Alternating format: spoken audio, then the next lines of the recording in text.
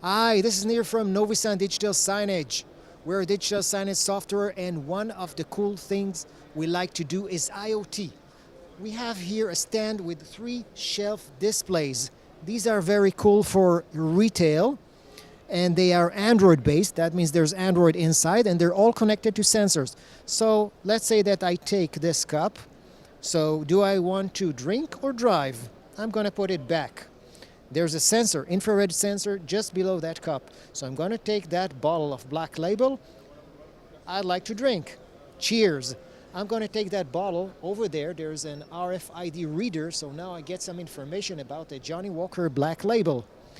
I have RF tag just right here, and there on top I have this RFID reader, which is connected with a USB cable to this shelf screen. And the same goes here. Now say that I don't drink, I'll take this bottle of Coke, I'll just pour it here to this cup, this way. I guess you're the driver. Why? Because I don't drink alcohol. And now how does that work? Because we have a laser sensor just there on the top. And the last thing, we also have other RFID tags. For example, I'll take this Black Label bottle and I'm going to get a commercial about that on the bottom shelf display.